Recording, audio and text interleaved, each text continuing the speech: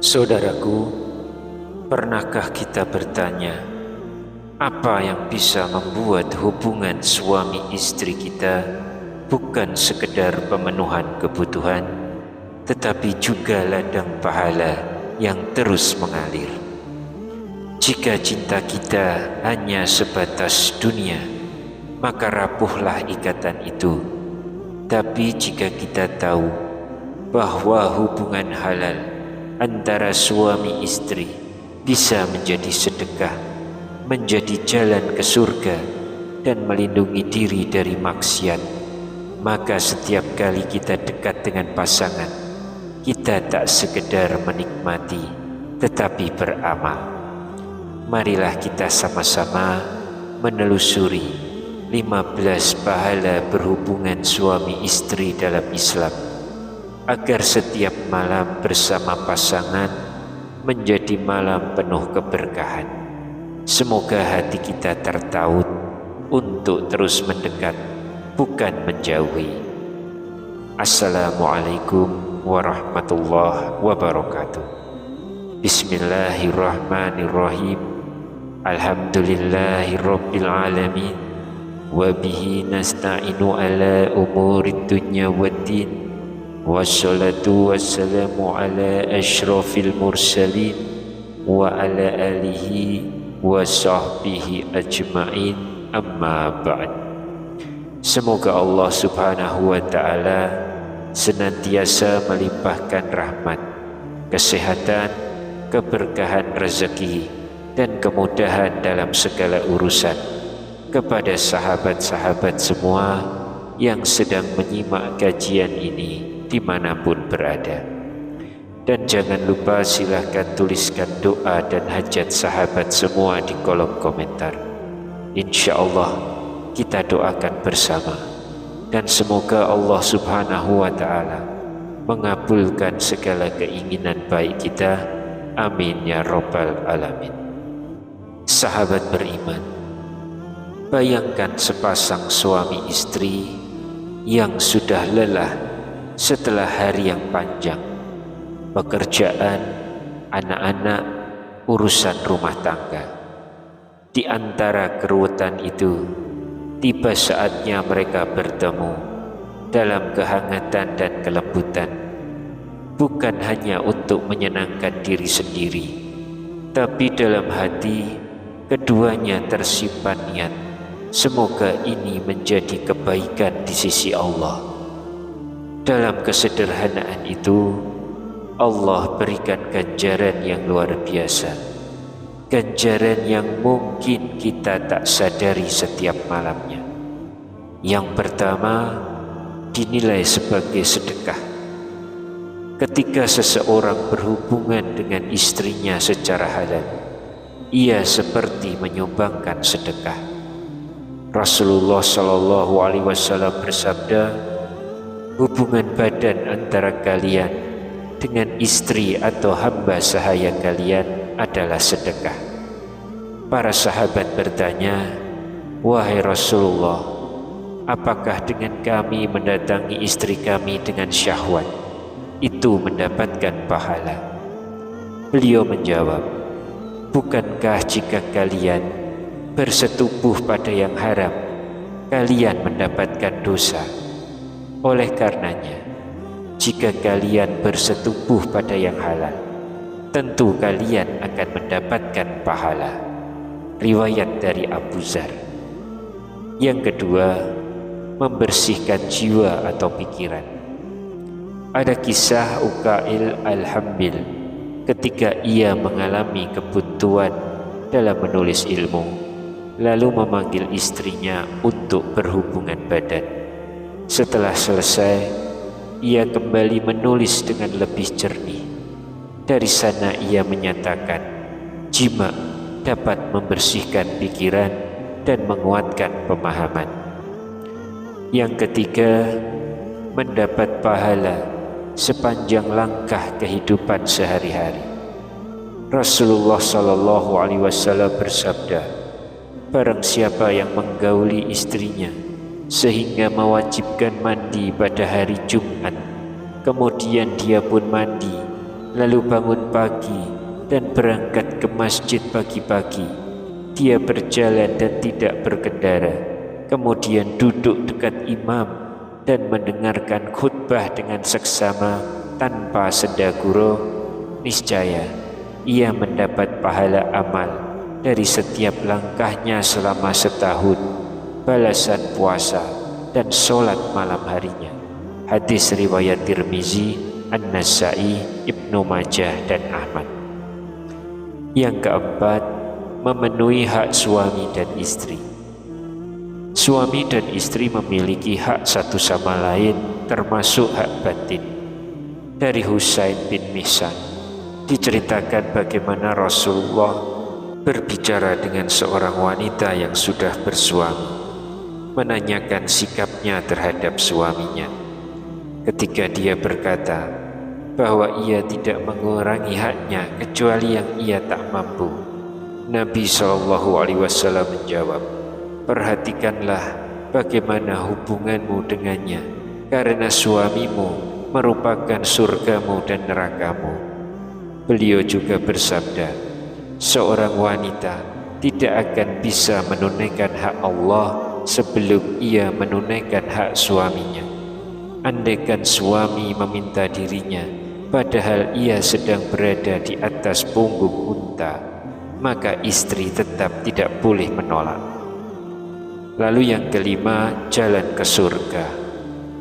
Allah Subhanahu wa Ta'ala berfirman dalam tafsir ayat An-Nisa 114, tidak ada kebaikan pada banyak pembicaraan rahasia mereka, kecuali pada pembicaraan rahasia orang yang menyuruh bersedekah, berbuat kebaikan, atau mengadakan perdamaian di antara manusia.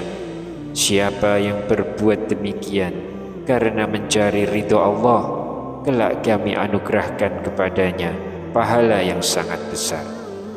Makna pembicaraan rahasia di antaranya adalah hubungan suami istri dalam keintiman. Bila diniatkan untuk Allah, ia bisa menjadi jalan menuju pahala besar. Yang keenam, pahala seperti kurban. Rasulullah SAW bersabda, barang siapa mandi di hari Jumat seperti mandi janabah, kemudian datang di waktu yang pertama, ia seperti berkurban seekor unta.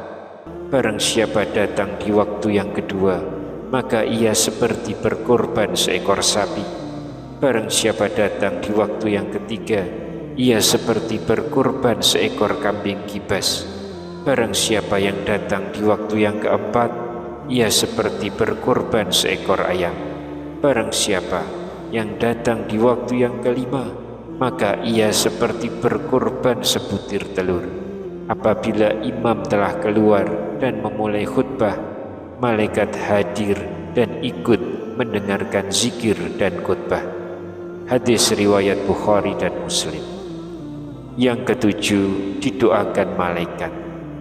Seperti disebutkan hadis di atas, ketika imam keluar dan memulai khutbah Jumat, malaikat hadir mendengarkan.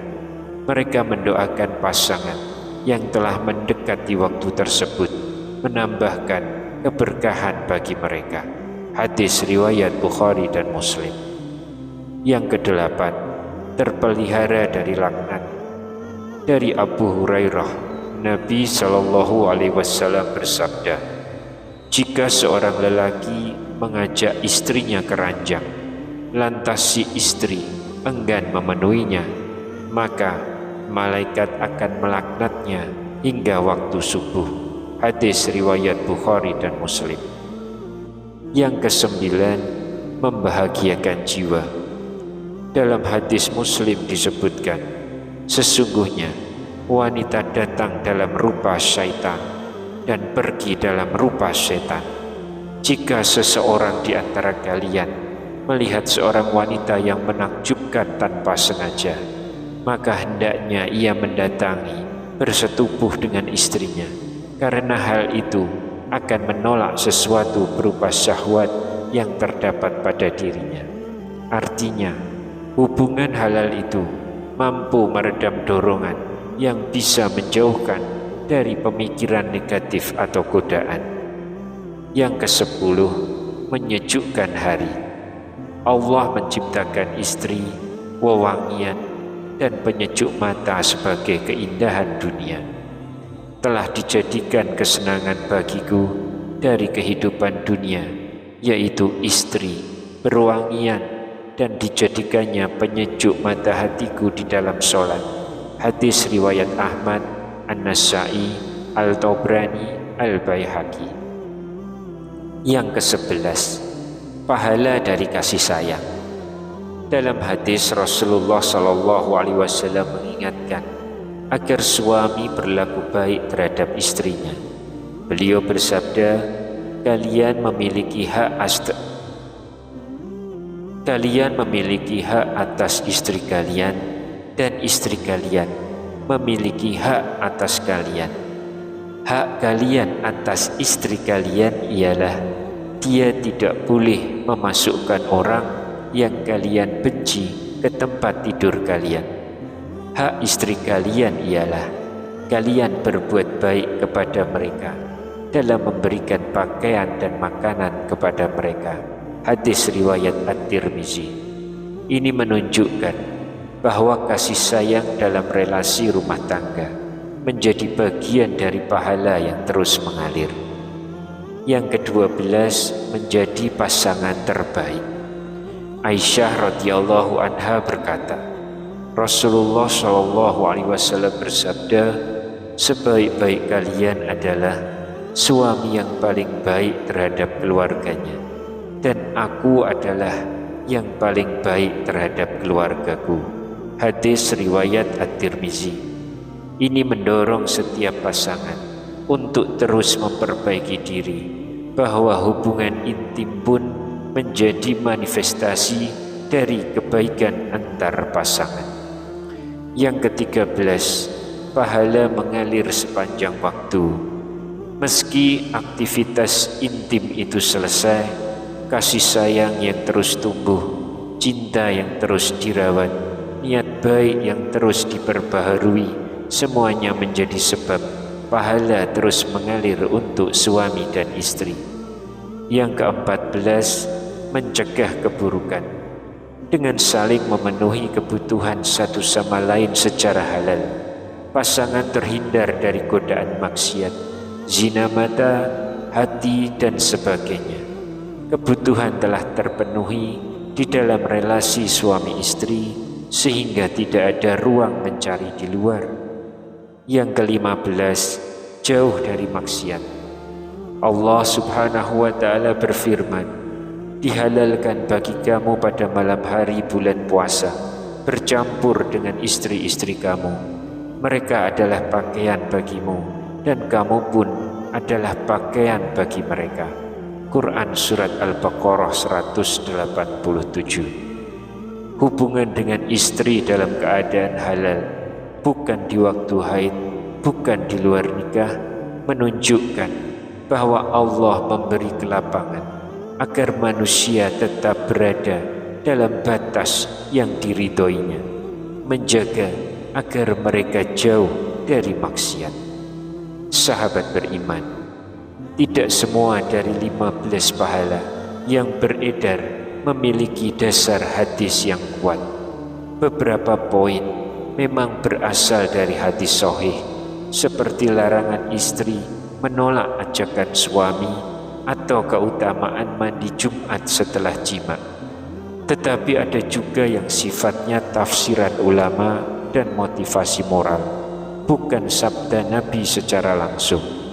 Jadi bukan berarti salah, hanya saja tidak semuanya pasti berasal dari Rasulullah SAW secara teks. Islam mengajarkan kita untuk bijak, membedakan mana yang mabul dan mana yang mau'izah. Oleh karena itu, jadikan semua hubungan suami istri itu bernilai ibadah dengan niat yang tulus. Kata Imam Al-Ghazali, setiap yang halal bisa jadi ibadah jika diiringi niat taat. Maka ketika suami memeluk istrinya dengan niat menenangkan, atau istri melayani suaminya dengan cinta karena Allah, pahala itu nyata, bukan karena kata orang, tapi karena niat tulus di hati. Begitulah Islam memuliakan cinta dalam pernikahan, bukan sekedar pada keintiman, tapi pada makna. Cinta yang menjaga, bukan menjerumuskan. Hubungan yang mendekatkan kepada Allah, bukan sekedar kepada dunia. Saudaraku yang dirahmati Allah, semoga 15 poin ini menjadi motivasi luhur agar kita tidak menganggap enteng hubungan suami istri. Bila setiap malam kita bertemu pasangan dengan ikhlas, bukan sekedar untuk diri sendiri, maka Allah lipat gandakan pahala, menjaga keluarga dari godaan, dan menjadikan cinta kita sebagai wasilah menuju ridhonya. Mari kita tutup dengan doa. Allahumma ij'al bainana wa baina azwajina mawaddatan wa rahmah, waj'al lana fi dzurriyyatina qurrata ayun, waj'alna mimman tardu anhum wa alhiq bina jannataka. Semoga Allah menjaga kita dalam kelembutan, menjadikan rumah tangga kita sebagai taman surga, dan menjadikan setiap makna cinta kita sebagai amalan yang abadi. Wassalamualaikum warahmatullahi wabarakatuh.